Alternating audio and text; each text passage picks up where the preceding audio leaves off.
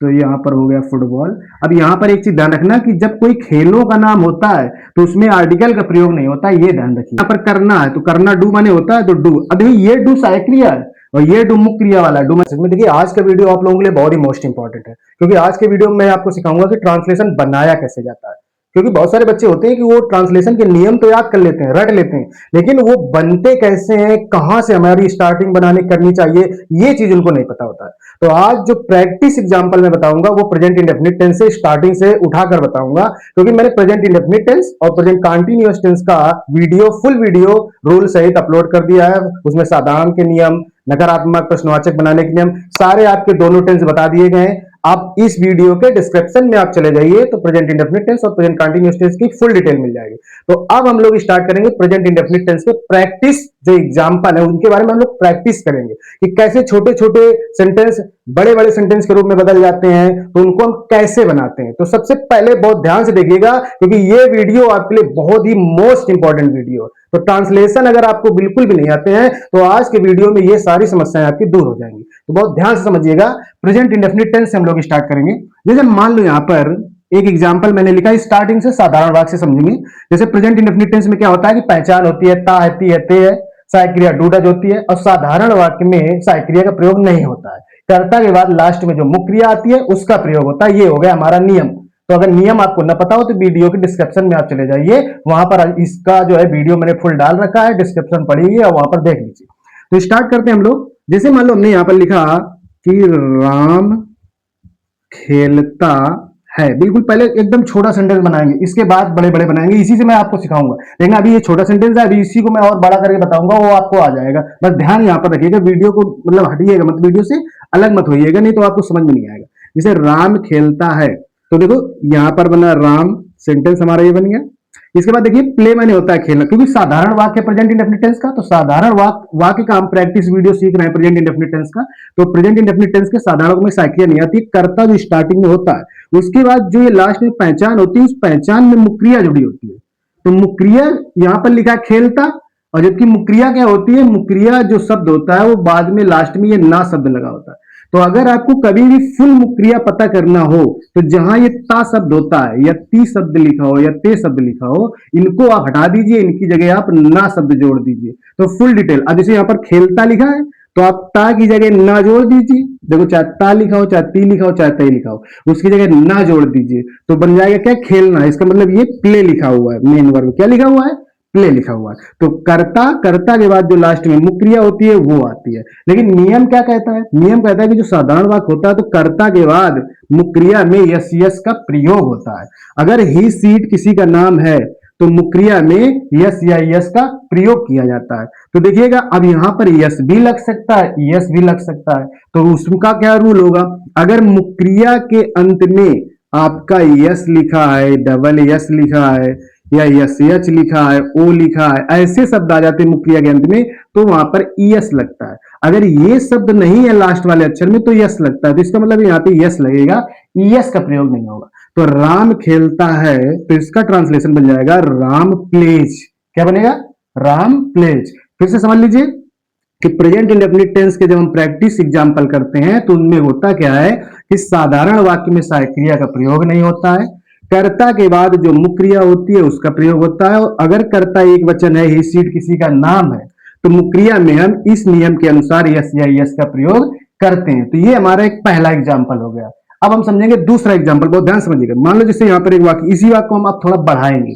जैसे हम लिख दें कि राम आज सड़क पर खेलता है। देखो हमने इस वाक्य को थोड़ा बढ़ाया है, ध्यान से देखिएगा। देखिए पहले था राम खेलता है, अब है राम आज सड़क पर खेलता है। तो नियम सेम है, वाक्य कितना भी बड़ा हो, आप सब्जेक्ट लीजिए, सब्जेक्ट के बाद सीधा लास्ट में जाइए प्ले माने खेलना, और मुक्रिया में यस यस क्योंकि नाम है तो यस यस का प्रयोग होगा तो प्लेज। अब जब मुक्रिया हो जाए तो मुक्रिया से इधर को आया जाता है, इधर साइड एक एक वर्ड को लेके। अब सड़क पर तो बन जाएगा ऑन द रोड। क्या बन जाएगा, ऑन द रोड। अब आज तो हो जाएगा टुडे, क्योंकि आज कल ऐसे शब्द ये लास्ट में समयवाचक शब्द होते हैं तो ये लास्ट में लिए जाते हैं। तो कर्ता, मुक्रिया, बाकी जो भी चीज होती है वो ऑब्जेक्ट कर्म कहलाती है। पर के लिए ध्यान रखिएगा, जब शब्द पर आ जाए तो वहां पर ऑन लगाएंगे। जैसे में शब्द आ जाए तो इन का प्रयोग करेंगे। जैसे मान लो कभी कभी आ जाता है साथ या आ जाता है के साथ, तो साथ या के साथ के लिए विथ का प्रयोग किया जाता है। जैसे से शब्द आ जाए तो उसके लिए फ्रॉम का प्रयोग किया जाता है। तो ये सारी बारीक सी छोटी छोटी चीजें आप लोग बहुत ध्यान दीजिए। तो छोटा छोटा जो सेंटेंस होगा उसको धीरे धीरे बड़े सेंटेंस में ले जाते हैं। तो ये हो गया हमारा प्रेजेंट इंडेफिनिट टेंस के साधारण वाक्य में ही सीट किसी का नाम हो तो मुक्रिया में यस यस का प्रयोग किया जाता है, और छोटे छोटे सेंटेंस को बड़े सेंटेंस में कैसे बदला जाता है। अब हम लोग पढ़ेंगे अब दूसरा एग्जांपल देखेंगे जिसमें साधारण वाक्य होता है लेकिन उसमें यस यस का प्रयोग नहीं किया जाता है। तो बहुत ध्यान से समझिएगा। अब देखिएगा, अब हम लोग देखेंगे जिसमें यस यस का प्रयोग नहीं किया जाता साधारण वाक्य में। जैसे मान लो यहां पर एक एग्जांपल दिया गया है आपका। जैसे मान लो यहां लिखा है तुम सुरेश के साथ एक गीत गाते हो। जैसे मान लो ये सेंटेंस लिखा है, तो देखिए देखने में आपको लग रहा है काफी बड़ा है लेकिन बहुत सरल है। तुम सुरेश के साथ एक गीत गाते हो, तो यू माने हो गया तुम, करता कुछ भी लिखा हो सीधा लास्ट में मुक्रिया आती है। तो गाना, तो सिंग माने होता है गाना, तो यू सिंग। अब हमने कहा जब लास्ट की मुक्रिया आ जाती है तो एक एक वर्ड इधर आते हैं। अब देखो आई वी, हमने नियम बताया डिस्क्रिप्शन में देख लीजिएगा प्रेजेंट इंडेफिनिट का, कि जब यहाँ पर ही सीट किसी का नाम होता है तो मुक्रिया में एस लगता है, लेकिन जब आई वी यू दे ये सब्जेक्ट होते हैं बहुवचन के, तो यहाँ पर यस यस कुछ भी नहीं लगता, ना यस लगेगा ना यस। तो कर्ता मुक्रिया, मुक्रिया के बाद हम एक एक वर्ड इधर को आएंगे। तो गाना के बाद आ गया एक गीत, तो आ जाएगा ए सॉन्ग। देखिए ये सीक्वेंस याद रखिए, केवल लास्ट में जब मुक्रिया आ जाती है तो उसको हम इधर से डायरेक्ट करते हैं। मतलब लास्ट में जाएंगे फिर एक वर्ड फिर ये वर्ड, जो जो वर्ड जिस वर्ड के हिसाब से रूल के हिसाब से एडजस्ट होगा उसको हम ऐसे इधर एडजस्ट कर देते हैं जब तक कि सब्जेक्ट तक पहुंच नहीं जाते। तो यहां पर आ जाएगा सॉन्ग, ए सॉन्ग हो गया। इसके बाद साथ या के साथ के लिए विद का प्रयोग होता है। इसके बाद सुरेश, तो यहां पर सुरेश हो जाएगा। तो ये होता है प्रेजेंट इंडेफिनिट टेंस का साधारण वाक्य। बात समझ में आई? साधारण वाक्य में ही सीट किसी का नाम हो तो मुक्रिया में यस यस, और अगर आई वी यू दे हो तो यस यस का प्रयोग मुक्रिया में नहीं करते हैं। बाकी जो ऑब्जेक्ट होते हैं उनको हम वैसे ही ले लेते हैं। तो ये हो गया हमारा साधारण वाक्य। अब हम लोग प्रैक्टिस करेंगे नकारात्मक वाक्यों की। क्या करेंगे? नकारात्मक। देखिए मैं यहां पर आपको दो सेंटेंस दे रहा हूं साधारण, तो आप लोग इनको करिएगा, और ये इसमें आप चैट में या फिर ये भी कह सकते हैं कि सीधा मैसेज में या कमेंट में, जो भी है आप उसमें इनका जवाब जरूर दीजिएगा मुझे। अगर जब वीडियो आप देख रहे हो तो ये मैं दो सेंटेंस लिख रहा हूं, इनको आप कमेंट जरूर कीजिएगा आंसर। जैसे यहां मैंने लिखा वे आज नदी में तैरते हैं, एक ये सेंटेंस है, और दूसरा है आपका राहुल बगीचे में टहलता है। ये दो सेंटेंस है। ये आप इन दोनों सेंटेंस के अगर आपको ये समझ में आया होगा तो आप जरूर ये कर लेंगे। तो आप दोनों सेंटेंस के कमेंट में आप आंसर जरूर बताइएगा कि वे आज नदी में तैरते हैं, पहला आप लिख लीजिए, और दूसरा है राहुल बगीचे में टहलता है। तो इसके आंसर जरूर बताइएगा मुझे। तो ये हो गया हमारा साधारण वाक्य। अब हम लोग बढ़ते हैं प्रेजेंट इंडेफिनिट के प्रैक्टिस एग्जाम्पल नकारात्मक वाक्य में। तो बहुत ध्यान से समझिएगा। देखिए अब आते हैं, बस ये है कि आप वीडियो पूरा देखेंगे तो आपको बिल्कुल समझ में आएगा। आपको बिल्कुल भी अगर ट्रांसलेशन नहीं आते हैं तो प्रैक्टिस ट्रांसलेशन एग्जाम्पल आप देखेंगे तो जरूर आपको आ जाएगा। अब देखिए जैसे यहां पर हम लोग निगेटिव सेंटेंस की प्रैक्टिस अब करेंगे। इसमें बहुत ही ध्यान से समझिएगा निगेटिव सेंटेंस। अब इसी टेंस का निगेटिव सेंटेंस देखिएगा। जैसे मैंने एक एग्जांपल लिया यहां पे, सुधा कक्षा में नहीं सोती है। अभी देखिए तायती है प्रेजेंट इंडेफिनिट टेंस नहीं लगा है, तो नियम क्या होता है कि ही सीट किसी का नाम हो तो डू या डज का प्रयोग होता है। मतलब ट्रांसलेशन डू डज पर बनता है नकारात्मक प्रश्नवाचक, लेकिन अगर किसी का नाम होता है तो वहां पर डज नॉट का प्रयोग करते हैं। क्या आएगा? Does not. ये कुछ रूल होते हैं आपको याद भी करने पड़ेंगे। तो ही सीट किसी का नाम हो तो डज नॉट का प्रयोग करेंगे। इसके बाद सीधा मेन वर्ब, तो स्लीप माने हो गया सोना। अब ये चीज ध्यान रखिएगा कि नकारात्मक और प्रश्नवाचक वाक्यों में मुक्रिया में यस यस से कोई मतलब नहीं होता, केवल फर्स्ट फॉर्म आती है। और कर्ता कुछ भी हो हम यस या यस का प्रयोग अब बिल्कुल करेंगे ही नहीं, वो केवल साधारण के एक वचन में रूल में लगता है बस। तो आप कर्ता डज साइक्रिया एक वचन कर्ता के साथ नॉट, क्योंकि साइक्रिया के बाद नॉट का प्रयोग होता है, ये ध्यान रखिएगा नकारात्मक में। तो कर्ता साइक्रिया नॉट, नॉट के बाद मुक्रिया, मुक्रिया के बाद ऑब्जेक्ट, तो कक्षा में तो बन जाएगा इन द क्लास, क्या बन जाएगा, इन द क्लास। तो ये हो गया नकारात्मक, तो कुछ कठिनाई नहीं है। एक और देख लीजिए, डू वाला भी देख लीजिए। जैसे मान लो हमने यहां पर लिखा, मैं तुम्हारे साथ फुटबॉल नहीं खेलता हूं, नहीं खेलता हूं। तो देखिए, आप लोग बस वीडियो को ध्यान से समझिए, देखिए। अगर मान लो आप वाकई में कुछ सीखना चाहते हो, वाकई में अगर तुमको लगता है कि हमको ट्रांसलेशन नहीं आती, तुमको ऐसा लगता है कि हम क्लास में बैठे होते हैं स्कूल में, कॉलेज में, तो हमें पूछने में शर्म आती है क्योंकि हमें ट्रांसलेशन नहीं आता है, तो यही होगा कि नहीं, हम कुछ पूछेंगे तो हमें समस्या आएगी, लोग हम पर हंसेंगे। तो ऐसा कुछ भी नहीं है। अगर आप वाकई में चाहते हो कि हम कुछ सीखना चाहते हैं, हमें ट्रांसलेशन आए, तो आप वीडियो को ध्यान से देखेंगे तो फुल गारंटी है कि वीडियो के एंड में आप जरूर कमेंट करेंगे कि नहीं, हाँ वाकई में अच्छा पढ़ा है। लेकिन वीडियो पूरा देखिएगा। देखिए, मैं तुम्हारे साथ फुटबॉल नहीं खेलता हूं, तो देखिए आई मैंने मैं, और आई भी यू दे होता है तो डू नॉट लगता है, तो डू नॉट आ जाएगा। नॉट के बाद तुरंत मेन वर्ब लास्ट में, तो प्ले मैंने खेलना, तो ये हो गई प्ले। इसके बाद फुटबॉल, तो यहाँ पर हो गया फुटबॉल। अब यहाँ पर एक चीज ध्यान रखना कि जब कोई खेलों का नाम होता है तो उसमें आर्टिकल का प्रयोग नहीं होता, ये ध्यान रखिएगा। मतलब फुटबॉल आ जाए, हॉकी आ जाए, तो उसके पहले ए एन द इनका प्रयोग नहीं होता है। इसके बाद साथ या के साथ की हो गई विद, और इसके बाद तुम्हारे की ऑब्जेक्टिव में, ऑब्जेक्ट के रूप में ऑब्जेक्टिव है तो यहाँ पर यू हो जाएगा, तो विद यू, योर नहीं होगा। अगर यहाँ पर कोई नाउन जुड़ा होता, जैसे मान लो तुम्हारे पिताजी के साथ, तुम्हारे माता के साथ, तब यहाँ per your father, your mother ऐसा लिया जाता है। और नहीं, अन्यथा ऐसी स्थिति में अगर कोई नाउन नहीं है रिलेटिव वर्ड, तो वहां पर भी ऑब्जेक्टिव के साथ आता है। ठीक है, तो मैं तुम्हारे साथ फुटबॉल नहीं खेलता हूं, तो बनेगा I do not play football with you. यहां पर ध्यान दीजिएगा कि खेलों के नाम के पहले ए अंदा का प्रयोग नहीं किया जाता, ये ध्यान रखिएगा। तो ये हो गया हमारा नकारात्मक वाक्य का प्रैक्टिस। ठीक है, तो आई होप कि वीडियो आपको समझ में आ रहा होगा। और हाँ, अगर वीडियो आपको अच्छा लगे और जरा सा भी आपको टच करे ये वीडियो, तो आप वीडियो को शेयर जरूर कीजिएगा। तो देखिएगा, ये नकारात्मक वाक्य हो गया।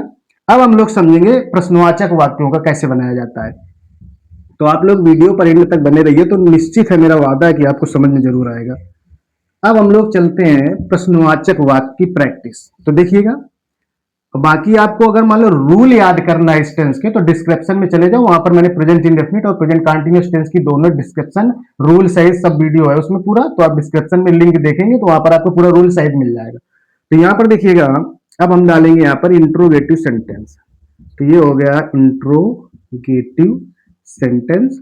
और इंट्रोगेटिव सेंटेंस जो होता है हमारा, वो होता है दो प्रकार का। तो सबसे पहले हम जानेंगे ए पार्ट। एक होता है ए पार्ट, एक होता है बी पार्ट। कोई भी टेंस होगा, एक ए पार्ट होता है इंट्रोगेटिव, एक बी पार्ट होता है। तो ए पार्ट की पहचान क्या होती है कि वाक्य हमारा क्या से स्टार्ट होता है, लास्ट में क्वेश्चन मार्क होता है, ये चीज होता है। तो देखिएगा क्या से स्टार्ट करेंगे हम। तो जैसे हमने यहाँ पे दिखा, क्या मीरा एक गीत गाती है। तो देखो क्या से स्टार्ट है, लास्ट में क्वेश्चन मार्क भी लगा हुआ है। तो क्या मीरा एक गीत गाती है, तो देखो प्रश्नवाचक वाक्य किसी भी टेंस का हो, तो क्या के नीचे जगह छोड़ दो, आगे से स्टार्ट करो। बहुत ही सरल फंडा है। मीरा, अब मीरा नाम है तो किसी का नाम होता है तो डज आता है।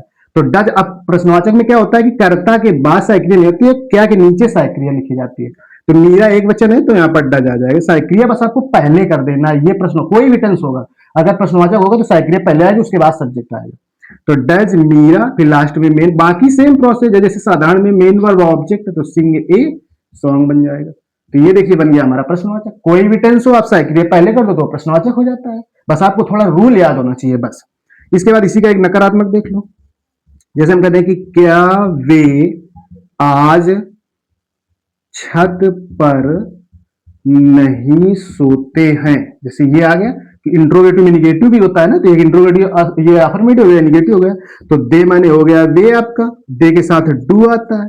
तो प्रश्नवाचक कोई भी हो, कोई भी टेंस हो, प्रश्नवाचक अगर नकारात्मक है तो जो सब्जेक्ट होता है उसके बाद नॉट आता है। नॉट, बाकी सेम प्रोसेस। स्लीप माने सोना, लास्ट में जाइए। ऑब्जेक्ट हो गया ऑन द रूफ, रूफ माने छत होता है। इसके बाद आज लिखा है तो आज की टुडे हो गई, लास्ट में ये हो गया। फुल स्टॉप लग गया, सॉरी फुल स्टॉप नहीं, क्वेश्चन मार्क लगता है। ठीक है, तो देखिएगा ये है ये पार्ट। साइक्रिया से आपको स्टार्ट करना है, नकारात्मक हो तो कर्ता के बाद नॉट, नहीं बाकी सेम प्रोसेस, कर्ता के बाद मेन वर्ब और ऑब्जेक्ट का प्रयोग होता है। ये बहुत ही सरल है, बस आप वीडियो पर बने रहेंगे तो आपको बिल्कुल, मैं बिल्कुल वादा करता हूं कि आपको समझ में आएगा। और ट्रांसलेशन आज के ही वीडियो में आप सीख जाएंगे बनाना। बस ये है कि वीडियो को आप धैर्य से और अच्छे से एकांत में जरूर देखें इसको। ये है कि हो जाता है ना कि कभी कभी कि आप कहीं भी वीडियो देखने लगते हैं तो नहीं समझ में आता है, क्योंकि सराउंडिंग नहीं होना चाहिए, बिल्कुल एकांत, बिल्कुल साइलेंस होना चाहिए। तो यहाँ पर देखिए हमारा ये पार्ट हो गया। अब देखते हैं हम लोग बी पार्ट। तो देखिए प्रैक्टिस बहुत जरूरी होती है, क्योंकि होता क्या है कि हम लोग क्लास में भी पढ़ लेते हैं, बता दिया जाता है रूल की इस वाले टेंस में ऐसा है, उस वाले टेंस में वैसा है, वीडियो में भी हम लोग नियम देख लेते हैं, लेकिन प्रैक्टिस करना भूल जाते हैं। क्योंकि इस प्रकार की प्रैक्टिस बहुत जरूरी है, अगर प्रैक्टिस नहीं कर पाओगे तो आपको इतना समझ में नहीं आएगा। तो अब देखेंगे हम लोग बी पार्ट। तो देखिएगा बी पार्ट की प्रैक्टिस करेंगे। तो बी पार्ट क्या होता है, जिसमें प्रश्नवाचक शब्द पहले कर्ता होता है, लास्ट में कहीं पर भी प्रश्नवाचक शब्द होते हैं हमारे, क्या, क्यों, कब, कैसे, ऐसे टाइप के, ठीक है, और लास्ट में आपका क्वेश्चन मार्क होता है। तो प्रश्नवाचक शब्द वाक्य के बीच में आ जाए तो प्रश्नवाचक वाक्य बी पार्ट होता है। जैसे एक एग्जाम्पल देखिएगा यहाँ पर, जैसे हमने कहा कि तुम आज क्या करते हो, ये बहुत ही मोस्ट इंपॉर्टेंट एग्जाम्पल है बी पार्ट का। तो देखो जब क्या स्टार्टिंग में हो तो ये पार्ट होता है जो अभी हमने किया। अगर क्या, क्यों, कब, कैसे बीच में हो तो उनकी पहले स्पेलिंग आ जाती है। कोई भी टेंस होगा बीच में प्रश्नवाचक शब्द होगा तो पहले उसकी स्पेलिंग आएगी। तो व्हाट मीन्स होता है क्या, उसके बाद ये पार्ट का नियम लग जाता है, मतलब पहले सहायक क्रिया फिर करता है। तो यू माने तुम, और यू के साथ आता है डू। अब ये देखिए मुख्य क्रिया यहाँ पर करना है, तो करना डू माने होता है, तो डू। अब ये डू सहायक क्रिया है और ये डू मुख्य क्रिया वाला, डू माने करना भी होता है। इसके बाद टुडे मीन्स हो गया आज। तो ये हमारा एग्जाम्पल बन गया what do you do today, ये हो गया बी पार्ट का सेंटेंस। अब जैसे एक एग्जाम्पल और देखिए, जैसे कि दिया जाए कि राम मीरा के साथ क्यों नहीं टहलता है। जैसे मान लो ये आ गया कि राम मीरा के साथ क्यों नहीं टहलता है, तो वाई प्रश्नवाचक शब्द पहले लिखिए, प्रश्नवाचक शब्द के बाद सहायक क्रिया आती, तो राम एक वचन है तो ड जाएगा, क्योंकि प्रश्नवाचक वाक्य में पहले सहायक क्रिया आती फिर सब्जेक्ट आता है। तो आ गया यहाँ पर राम। अब नकारात्मक बी पार्ट का भी हो, चाहे ए पार्ट का हो चाहे बी पार्ट का नकारात्मक हो, कर्ता के बाद ही नॉट आता है, तो यहाँ पर आ जाएगा नॉट। इसके बाद हो गया वॉक माने टहलना, इसके बाद साथ या के साथ की स्पेलिंग हो गई विथ, तो यहां पर हमने लिख दिया विथ। अब क्या बचा मीरा, तो यहां पर आ गया मीरा। तो ये हो गया हमारा बी पार्ट। तो ये होता है हमारा practically knowledge of sentence translation Hindi to English. इसका मतलब ये हो गया कि भाई भाई देखो ज्यादातर मोस्टली ये होता है कि बच्चे बस उसको लर्न करते हैं, रटते हैं, लेकिन प्रैक्टिकली उस चीज को नहीं समझते हैं। तो आज का ये जो मैंने वीडियो बनाया ये बहुत ही मोस्ट इंपॉर्टेंट वीडियो आपके लिए। अगर मान लो आपको ट्रांसलेशन बिल्कुल भी नहीं आते, आपके ट्रांसलेशन बिल्कुल जीरो लेवल पर है, तो आप वीडियो को स्टार्टिंग से विधिवत मैंने कैसे बताया है, उसके रूल क्या होते हैं, अगर रूल आपको नहीं याद है तो इस वीडियो के डिस्क्रिप्शन को खोलो, वहां पर प्रेजेंट इंडेफिनिट टेंस और प्रेजेंट कंटीन्यूअस टेंस दोनों मतलब दोनों लिंक दोनों वीडियो का पड़ा हुआ है। तो वहां पर मैंने रूल कायदे से समझाए हैं, साधारण वाक्य, नकारात्मक, प्रश्नवाचक, तो आप जाकर के उनको अच्छे से समझें। इसके बाद आप ये एग्जाम्पल समझे कि मैंने कैसे इनको बताया है, कैसे इनको समझाया है। तो आप अगर एकांत हो गए अच्छे से मन से वीडियो देखेंगे तो आपको निश्चितता है कि समझ में आएगा। और अगर आप थोड़ा वीडियो देखा, स्क्रॉल किया, काटा, आगे बढ़ गए, और जबकि आपको पता भी है कि हमें ट्रांसलेशन नहीं आ रहे हैं और आप वीडियो ढूंढते रहते हैं, तो अगर आपको कोई वीडियो यूजफुल लगे, मैं ये नहीं कहता हूं कि मेरा ही वीडियो देखो, अगर आपको कोई वीडियो यूजफुल लगे तो उसे कायदे से देखिए, समझ के देखिए। तो आई होप आपको वीडियो पसंद आया होगा। अगर वीडियो पसंद आया हो तो इसको शेयर जरूर कीजिएगा। धन्यवाद।